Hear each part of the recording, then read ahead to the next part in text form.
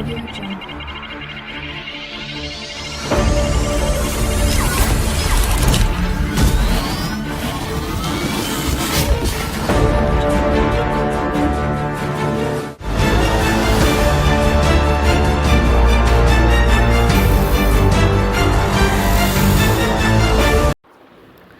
Good morning, students. This is Sheba J. Sophia, Assistant Professor, EC Department. Regarding today's session, today we are going to discuss about Communication Theory, UNIT-1, Amplitude Modulations. In our previous session, we have discussed about amplitude modulation, its modulator, demodulator techniques, double sideband suppressed carrier modulation, its modulator and demodulator techniques.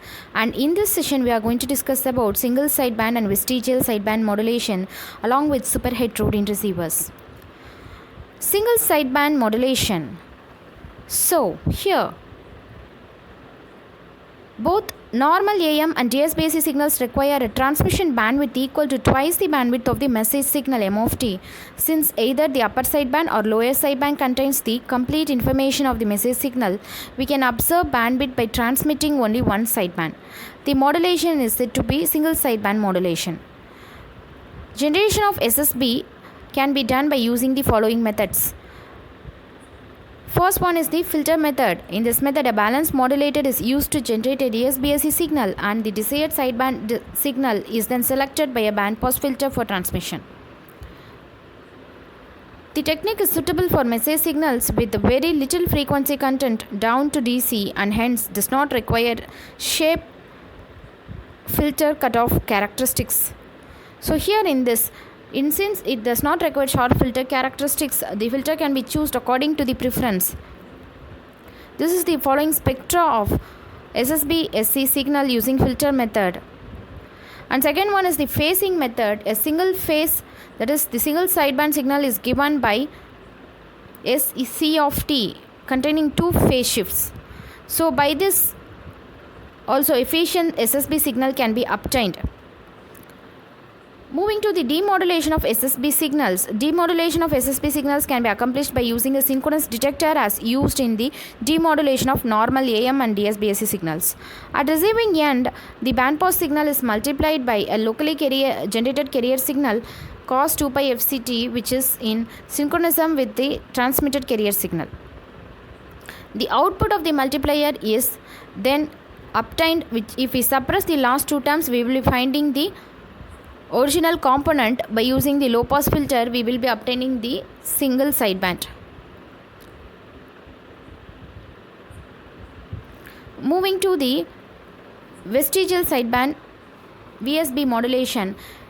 It is a compromise between DSBC and SSB modulation. It relaxes the sharp cutoff requirement of SSB signal by retaining a trace of the other sideband in the transmitted signal. Typically, the bandwidth of VSB modulated signal is about 1.25 times that of corresponding SSB signal. It is commonly used for transmission of video signals in commercial television broadcasting. Generation of VSB signals is given below, in which signal M of t and carrier cos of 2 pi FCT is given to S of DSB modulated signal, which produces the output and which is passed through the bandpass filter to provide the part of the sideband VSB signal. So here you can see the spectra associated with VSB signal. The Fourier transform of VSB modulated signal, that is SC of t, is SC of f is equal to 1 by 2 of M of f minus FC plus M of f plus FC into H of f. This H of f is the transfer function of the bandpass filter. Moving to the demodulation of VSB signals. Demodulation of signals can be accomplished by using a synchronous detector. That is, if SC of t be the input signal, at the receiving end the bandpass signal is multiplied by a locally generated carrier signal cos of 2 pi FCT, which is in synchronism with the transmitted carrier signal. The output of multiplier is x of t is equal to SC of t into cos of 2 pi FCT. So we can suppress the frequency component at plus or minus 2 FC by a low pass filter, and we get Y of f. For distortionless detection, we must have H of f minus FC plus H of f plus FC is equal to k, where k is a constant and b is the bandwidth of the message signal. Moving to the super heterodyne receivers. So the super heterodyne receiver is nothing but all the incoming radio frequencies are amplified and converted into a fixed intermediate frequency by the mixer, which you can clearly see in the diagram. It is given as input to the RF stage, and mixer combines the local oscillator and the RF input, and it produces intermediate frequency which is given to IF amplifier, and it is in turn fed to the demodulator and audio amplifier, which is fed to the power amplifier to produce the output at loudspeaker. Also, AGC automatic gain control is given to control the overall output.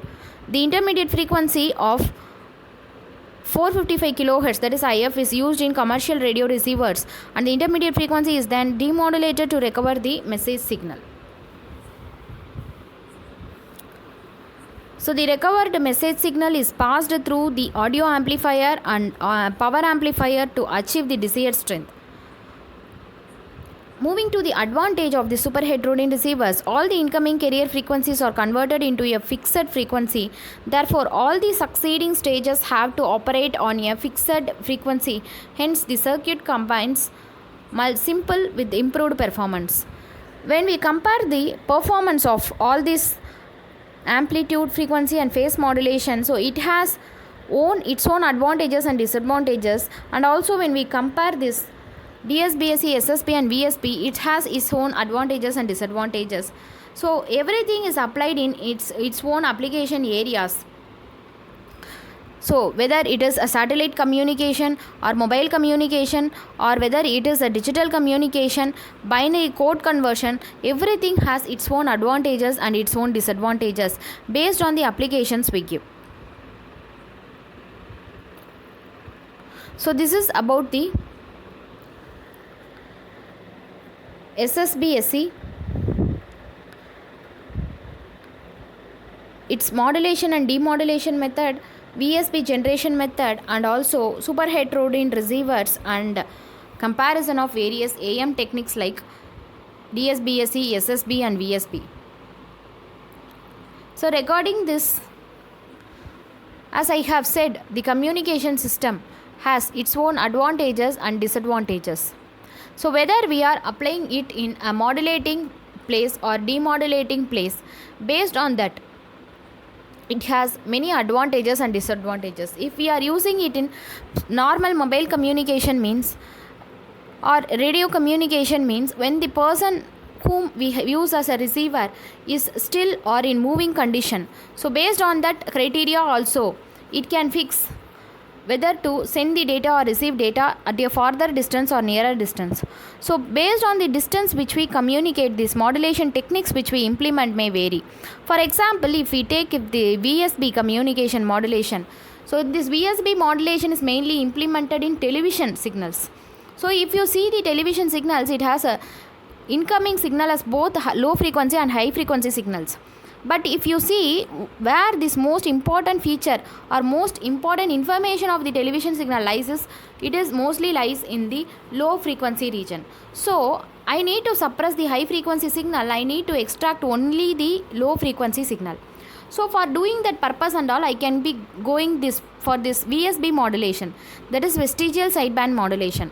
So what we do specifically in this VSB modulation means, if we are receiving a television signal and we are giving it as an input, this VSB modulation will be modulating carrier, modulating the sideband and suppress the sideband, and only part of the sideband is received as the output. Why we are specifically selecting this part of the sideband means, it contains the low frequency signal which is considered to be containing the very efficient part of the input signal which we fed as the input. So for extracting only that portion, I need to go for this VSB modulation. This is just a simple example which we use in real time. If we are moving to another application like speech processing, image processing, video processing, etc. So based on the application which I have selected, so I have to implement that specific modulation technique. All the modulation technique cannot be implemented for all the type of applications. Only specific applications can be obtained by using specific type of modulation, and thus it compares the different types of AM modulation systems. So this is about the UNIT-1 amplitude modulation, as we have seen about the AM, DSBSC, SSB and VSB, and its comparison along with super heterodyne receivers. This is about the content of presentation which we have discussed now. If you have any doubts in this, you can ask me and get the details. Thank you.